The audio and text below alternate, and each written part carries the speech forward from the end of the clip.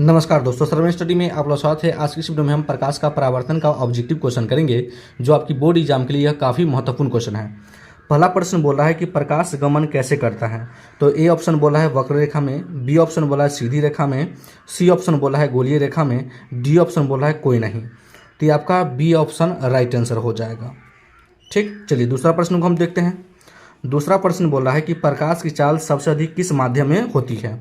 A option बोला है निर्वात में, बी ऑप्शन बोला है हवा में, सी ऑप्शन बोला है जल में, डी ऑप्शन बोला है शीशा में।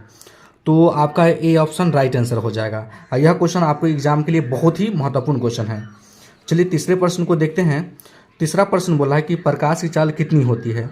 ए ऑप्शन में बोल रहा है कि 3 × 10⁻7 kg सेकेंड, बी ऑप्शन बोला है 3 × 10⁻7 सेंटीमीटर सेकेंड, सी ऑप्शन बोला है 3 × 10⁸ मीटर प्रति सेकेंड, डी ऑप्शन बोला है 3 × 10⁸ सेंटीमीटर सेकेंड। तो आपका सी आंसर जो आपके राइट हो जाएगा, 3 × 10⁸ मीटर प्रति सेकेंड हो जाएगा प्रकाश की चाल। चलिए चौथे प्रश्न को देखते हैं। चौथा प्रश्न बोला है कि प्रकाश की चाल सबसे पहले किसने ज्ञात किया। तो ए ऑप्शन बोला है न्यूटन, बी ऑप्शन बोला है गैलीलियो, सी ऑप्शन बोला है रोमर और डी ऑप्शन बोला है स्नेल। तो आपका सी ऑप्शन जो होगा भैया राइट आंसर हो जाएगा। तो चलिए पंचवें प्रश्न को देखते हैं। पंचवा प्रश्न बोला है कि प्रकाश किस प्रकार का तरंग है। ए ऑप्शन बोला है अनुप्रस्थ, बी ऑप्शन बोला है अनुदैर्ध्य, सी ऑप्शन बोला है दोनों, डी ऑप्शन बोला है कोई नहीं। तो आपका ए ऑप्शन राइट आंसर हो जाएगा। तो चलिए आप पंचवें प्रश्न को देखते हैं। छठा प्रश्न बोला है कि प्रकाश किसका रूप होता है। ए ऑप्शन बोला है धारा का, बी ऑप्शन बोला है ऊर्जा का, सी ऑप्शन बोला है शक्ति का, डी ऑप्शन बोला है कोई नहीं। तो आपका बी वाला जो ऑप्शन होगा राइट आंसर हो जाएगा ऊर्जा का। तो चलिए 7वें प्रश्न को देखते हैं। 7वां प्रश्न बोला है कि आपतन कोण किसके बराबर होता है। ए ऑप्शन बोला है अपवर्तन कोण का, बी ऑप्शन बोला है परावर्तन कोण का, सी ऑप्शन बोला है विचलन कोण का, डी ऑप्शन बोला है सभी। तो आपतन कोण बराबर क्या होता है भैया, परावर्तन कोण होता है। तो आपका बी वाला जो है आपका राइट आंसर हो जाएगा। आपतन कोण बराबर क्या होता है, परावर्तन कोण। कभी कभी क्या देखने को मिलता है कि कोण आई बराबर किसके होता है बराबर, तो कोण आर के बराबर होता है। तो चलिए हम 8वें प्रश्न को देखते हैं। 8वां प्रश्न बोला है कि प्रकाश के परावर्तन के कितने नियम होते हैं। ए ऑप्शन बोला है 2, बी ऑप्शन बोला है 3, सी ऑप्शन बोला है 4, डी ऑप्शन बोला है 5। तो आपके प्रकाश का परावर्तन के कितने नियम होते हैं भैया, तो 2 होते हैं। चलिए हम 9वें प्रश्न को देखते हैं। 9वां प्रश्न बोला है जिस वस्तु का अपना प्रकाश नहीं होता है उसे क्या कहते हैं।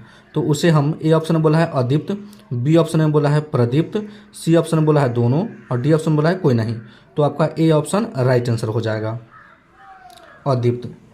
चलिए हम 10वें प्रश्न को देखते हैं। 10वां प्रश्न बोला है जिस दर्पण का परावर्तक सतह समतल हो उसे क्या कहते हैं।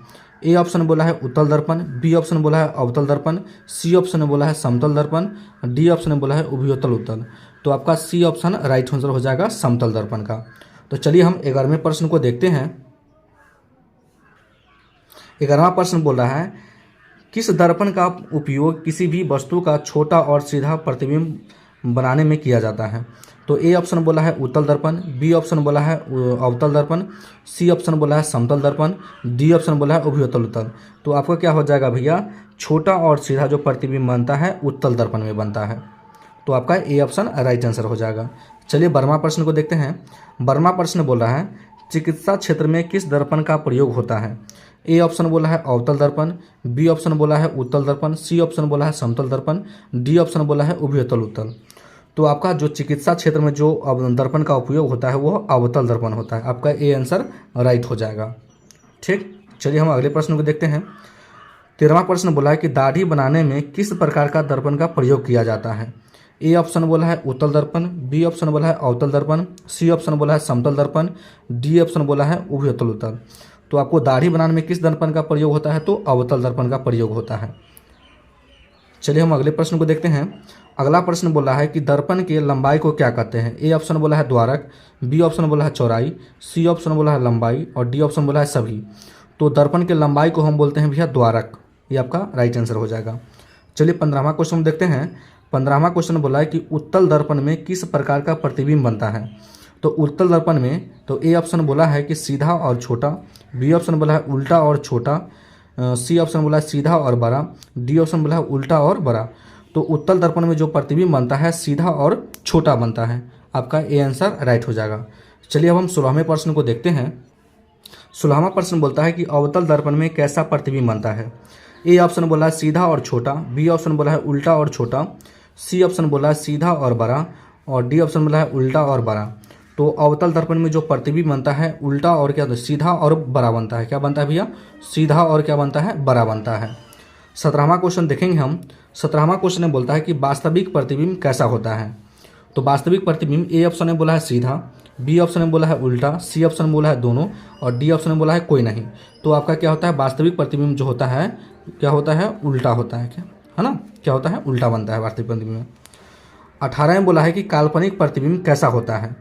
तो ए ऑप्शन बोला है सीधा, बी ऑप्शन बोला है उल्टा, सी ऑप्शन बोला है दोनों, डी ऑप्शन बोला है कोई नहीं।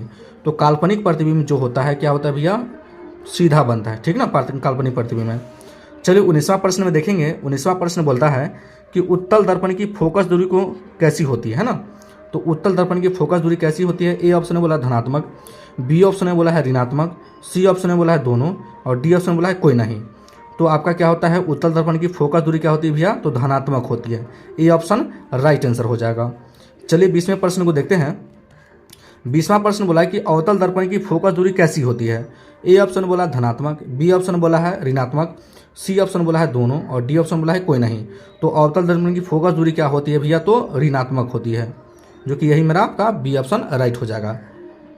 आशा है कि यह वीडियो आपको पसंद आ गया होगा। धन्यवाद।